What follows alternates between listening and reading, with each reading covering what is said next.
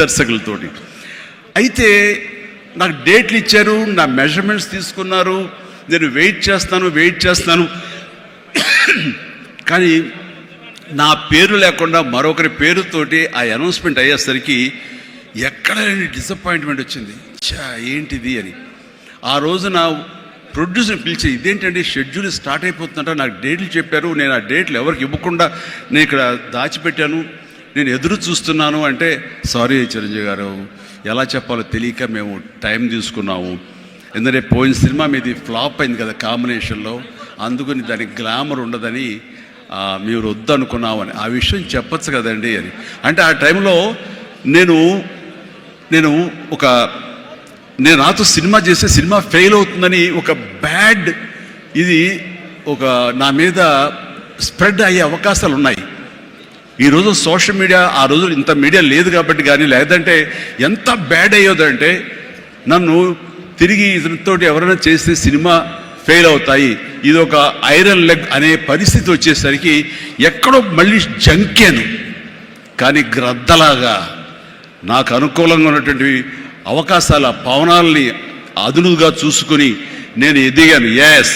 దాన్ని పాజిటివ్గా తీసుకున్నాను.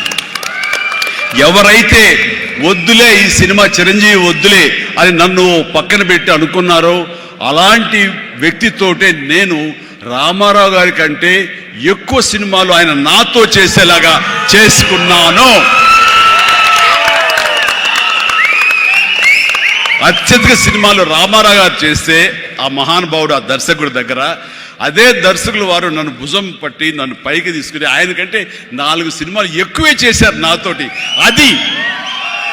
అది పరిస్థితుల్ని మనకు అనుకూలంగా మలుచుకోవటం, మార్చుకోవటం, తద్వారా మనం ఇంకొంచెం పైకి వెళ్ళటం అనేది. ఆ రోజున డిసప్పాయింట్ అయిపోయి నీ కసి లేకుండా, లేదా ఆ కసిని నెగిటివిటీ పెట్టి మార్చుకుంటే కనుక అది నిన్ను తినేస్తుంది. నువ్వు ఇలాగే ఉండిపోతావు, అలాగే దిగజారిపోతావు, అలాగే కనుమరుగైపోతావు. అలా కాదు, మనం ఎదురు తిరగాలి, పరిస్థితులు మనం అనుకూలంగా మార్చుకోవాలి. అందునే గ్రద్ద ఫిలాసఫీ నాకు ఫిలాసఫీ. అండ్ ఎదిగాను, పైకి వెళ్తూ వచ్చాను. ఆయన దగ్గరే నా రికార్డులు ఉన్నాయి. అది నా ఫస్ట్ సినిమా ₹1 కోటి చూసిన సినిమా అదే. నా రెమ్యునరేషన్ కాదు సుమా, సినిమా బడ్జెట్ 75 లక్షలు వస్తే కనుక బ్రహ్మాండ బడ్జెట్, ఎంత రెవెన్యూ అనుకునేవాళ్ళు. ఫస్ట్ ₹1 కోటి. నా తోటి హీరోలు కూడా ₹1 కోటి తెలుగు సినిమా అనే లెవెల్కి వెళ్ళింది. అక్కడి నుంచి కోటి అనేది మామూలు అయిపోయింది. ఒక్కొక్క ఏరియాలోనే ₹1 కోటి, ఆ తర్వాత నా రెమ్యూనరేషన్ ₹1 కోటి పైబడి అలా అంచెంచుగా ఎదుగుతూ వచ్చాను. నేనేమన్నానంటే, మీ బలం మీ పాజిటివ్ థింకింగ్, మీ బలం మీ కన్విక్షన్, మీ బలం మీ ధ్యేయం నుంచి పక్కదారి పట్టకపోవటం. మీరెవరైనా సరే మీ ఎయిమ్ ఏంటి అనే దాన్ని మీరు ఫిక్స్ చేసుకోండి. ఆ ఎయిమ్ని వెళ్ళటం కోసంగా దారులు వెతుక్కోండి. అవకాశాలు ఇలాగ అబండెంట్గా ఉంటాయి. వాటిల్లో మనకు కావలసిన అవకాశాలు, మన ధ్యేయానికి లక్ష్యానికి దగ్గరగా ఉండే అవకాశాలు మనకి పాపపై కనపడుతుంటాం. ఆ పాపపై కనపడే దాన్ని మనం గుర్తించగలగాలి, వాటిని ఎంబ్రేస్ చేసుకోగలగాలి, వాటిని మనకు అనుకూలంగా మనం మలుచుకోగలగాలి, అవి మనం బలంగా చేసుకోగలగాలి, వెళ్ళాలి. ఇనీషియల్గా వెళ్ళినప్పుడు డబ్బే సంపాదించుకోండి. డబ్బే కాదు ప్రధానం, నిలదొక్కుకోవడం ప్రధానం. మన ఎయిమ్ వైపు మనం వెళ్ళటం అన్నది అది ప్రధానం.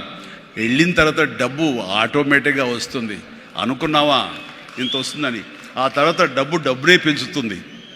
సో నేను అలాగే వెళ్తూ వచ్చాను. నిలదొక్కుకోవాలి, ఇక్కడ నెంబర్ 1 అనిపించుకోవాలి, నా స్థానం సుస్థిరం.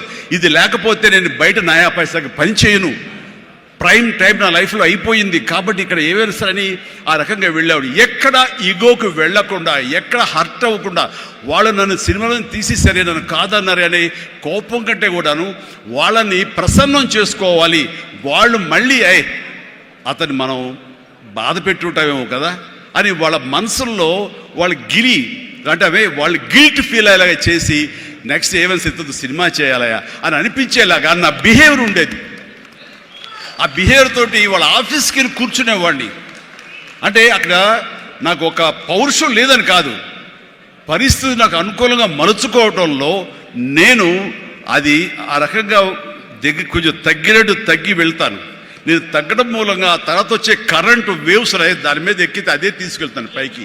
అది నమ్మిన వాడిని నేను. అలాగా అలాంటి దర్శకులతోటి, ఆ దర్శకులతోటి నేను హైయెస్ట్ సినిమాలు చేశాను అన్నది ఈ రోజున వాస్తవం. అలాగే ఇక్కడ సినిమా ఇండస్ట్రీలో నీ టాలెంట్ అనేది ఇనిషియల్ స్టేజ్లో secondary. How you behave, how you cooperate with the producers, so all the time how you look in to their benefit, వాళ్ళ బాగులు ఎలా చూసుకుంటావు, వాళ్ళకి లాభం రావాలి ఎలా చూసుకుంటావు అనే దాని మీద దృష్టి పెడితే అది నిన్ను మరింత దగ్గర చేర్చుకుంటుంది.